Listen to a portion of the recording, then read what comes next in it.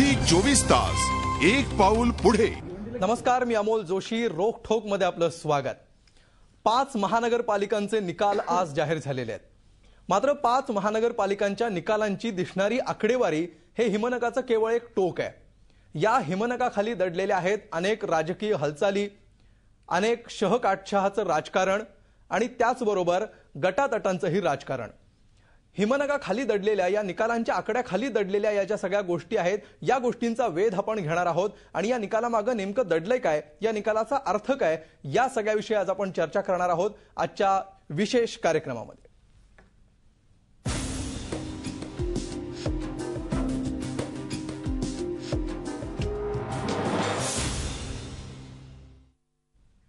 तर सुरुवातीला आपण बघूया या 5 महानगरपालिकांमधले जे निकाल आले याविषयीचा एक रिपोर्ट।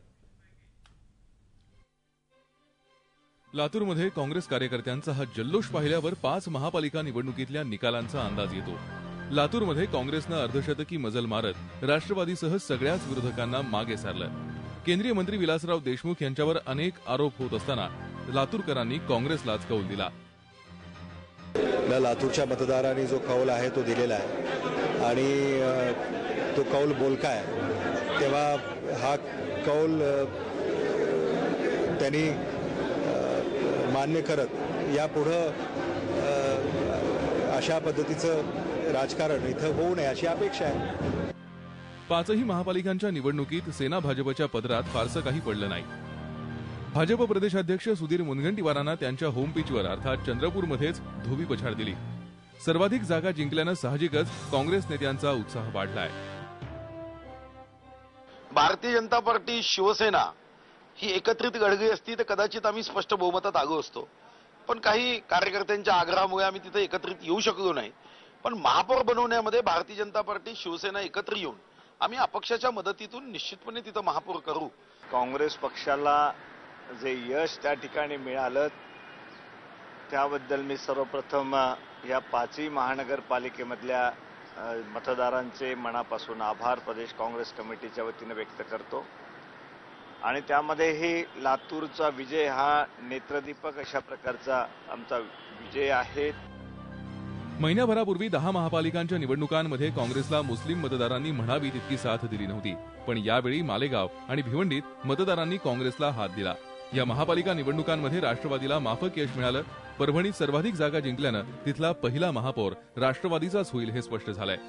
काँग्रेसची सरशी आणि राष्ट्रवादीचं माफक यश यामुळे काहीसे अडचणीत आलेल्या मुख्यमंत्र्यांना निश्चितच दिलासा मिळाला असेल। झी 24 ताससाठी लातूरहून शशिकांत पाटीलसह दीपक भातुसे, मुंबई।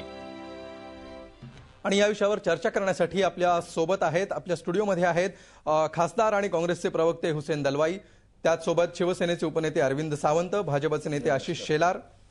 पुण्यातून या चर्चेमध्ये सहभागी होत आहेत राष्ट्रवादीचे प्रवक्ते अंकुश काकडे आणि राजकीय विश्लेषक प्राध्यापक प्रकाश पवार।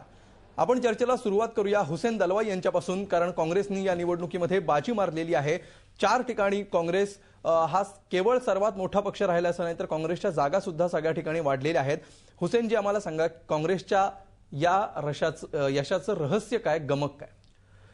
एक लक्षात घेतलं पाहिजे, या सगळ्या 5ही महानगरपालिकांमध्ये मुस्लिम समाज मोठ्या प्रमाणात आहे। केवळ भिवंडी आणि मालेगाव असे धरून चालणार नाही, लातूरलाही बऱ्यापैकी आहे, परभणीला तर खूपच आहेत। मला आता आकडेवारी मिळाली नाही, पण आमच्या पक्षाने काही धडे घेतले आणि त्याच्यातून काही गोष्टी घडल्या। उदाहरणार्थ परभणीला 26 जागा दिल्या गेलेल्या होत्या। तिथल्या काही नेतृत्वाच्या संबंधामध्ये थोडीशी नाराजी मुस्लिम समाजात होती, पण टिपे मुंडेंसारखा माणिकरावांनी तिथे त्यांना प्रभारी केलं। आमचे बसवराज होते, या लोकांनी तिथे ज्या पद्धतीने मेहनत घेतली, समाजाला परत बरोबर घेण्याचं काम केलं। त्यामुळं आम्ही परभणीला, खरं म्हणजे लोक असं म्हणत होते 10ही तुमच्या जागा येणार नाही, 23 आल्या। मी स्वतः फार समाधानी आहे। म्हणजे तुम्हाला असं म्हणायचं की राष्ट्रवादीकडे अल्पसंख्याकांची जी मतं जात होती ती काँग्रेसकडे आली? होय, प्रश्नच नाही, तसंच आहे। एक तर आपण लक्षात घेतलं म्हणजे मुंबई आणि इतर महाराष्ट्र याच्यामध्ये फरक असा आहे की मुंबईमध्ये मराठी मुसलमानांचं प्राबल्य तसं फारसं आता राहिलेलं नाही आणि उत्तर प्रदेशच्या निवडणुकीचा एक परिणाम मुंबईमध्ये झाला आणि आणखी बऱ्याच गोष्टी आहेत त्याच्यामध्ये मी आता जाऊ इच्छित नाही।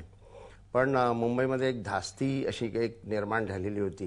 मुंबई आता कुठे राहणार, काय होणार, आणि त्याचा परिणाम इथे मुंबईमध्ये झाला. म्हणजे तुम्हाला असं वाटतं की अल्पसंख्याकांची मतं काँग्रेसकडे येणं हा सगळ्यात मोठा फॅक्टर ठरला या विषयाचा? प्रश्नच नाही. यावेळेला ही अतिशय चांगली गोष्ट घडलेली आहे आणि आमचं नेतृत्व याच्यातून काही आणखी शिकेल असं मी समजतो. ठीक. अरविंद सावंत आपल्यासोबत आहेत. सावंत साहेब, तुम्हाला काय वाटतं, हेच कारण आहे काँग्रेसच्या विजयाचं? त्यांनी अगदी मर्मावर बोट ठेवलंय. पण त्याच्या अगोदर एक गोष्ट सांगू इच्छितो की तुम्ही जर हे सगळे निकाल पाहिलेत तर शिवसेनेच्या बाबतीत सुद्धा अगदी मालेगावात आम्ही 7 होतो, 11 आल्या. आम्ही भिवंडीमध्ये 14 होतो, आम्ही 16 झालो. चंद्रपूरला आमच्या 3 होत्या, 5 झाल्या. तर ही वाढ आमच्याही बाबतीत घडलेली आहे. परंतु निर्णायकी वाढ ज्याला म्हणता येईल ती वाढ काँग्रेसच्या बाबतीत निश्चित घडली. आणि राष्ट्रवादीची पिछेहाट ह्या त्यातला खरा मर्म आहे. तुम्ही अलीकडच्या काळामध्ये झालेल्या नगरपालिकांच्या निवडणुकांमधले निकाल जर लक्षात आले तुमच्या, तर तेव्हा पाहिलं तुम्ही तर राष्ट्रवादीने फार मोठी उचल खाल्ली होती. आणि याला नेमकं राष्ट्रवादीने सगळीकडे सपाटून मार खाल्ला यांच्या तुलनेत. आणि बरोबर ती सगळी मतं काँग्रेसच्या पारड्यात गेली.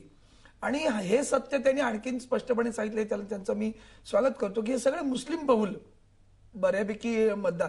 आता मालेगावात जर आपण पाहिलं तर 70% जवळजवळ मुस्लिम आहेत. म्हणजे 40 प्रभाग आहेत, त्यातले 80 जर जागा झाडल्या तर 80 मधल्या जवळजवळ 50 ते 60, 55 ते 60 जागा या मुस्लिम बहुल मतदारसंघात मतदार आहेत त्याच्यामध्ये. तो मुस्लिम जो फॅक्टर आहे तो फॅक्टर इतर लोकांकडे जाण्यापेक्षा काँग्रेसकडे गेला आणि म्हणून काँग्रेसचा विजय हा या संदर्भात झाला. अगदी. आपल्यासोबत राष्ट्रवादी काँग्रेसचे प्रवक्ते अंकुश काकडे आहेत, त्यांना आपण विचारूया. अंकुशजी, तुम्हाला हे मान्य आहे का की राष्ट्रवादीकडे असणारा जो अल्पसंख्याक मतदार वर्ग होता तो यावेळी काँग्रेसनी पूर्ण आपल्याकडे खेचून घेतला? नाही, असं म्हणता येणार नाही. आपण पाहिलं असेल की परभणीमध्ये आमच्या पक्षाने चिन्हावरती 30 जागा जिंकल्यात आणि 2 जागा ज्या अपक्ष आलेल्या आहेत तेही आमचेच बंडखोर आहेत. हुसेनभाई म्हणाले ते खरं आहे की परभणीमध्ये मुस्लिम मतदारांचं प्रमाण त्या ठिकाणी मोठ्या प्रमाणामध्ये आहे. त्या ठिकाणी एकंदर आम्ही 26 जागांवरती मुस्लिम उमेदवार उभे केले होते आणि त्यापैकी 14 उमेदवार हे त्या ठिकाणी निवडून आलेले आहेत. त्याच्यामध्ये राहिलेल्या 8 उमेदवारांमध्ये जे पराभूत झालेले आहेत त्याच्यातले काही अगदी 25-30 मतांनी अगदी थोडक्या मताने त्या ठिकाणी पराभूत झालेले आहेत. त्यामुळे मुस्लिम मतदारांनी राष्ट्रवादीला बाजूला केलेलं आहे असं म्हणण्यामध्ये फारसा अर्थ आहे असं मला वाटतं. झी 24 तास, एक पाऊल पुढे.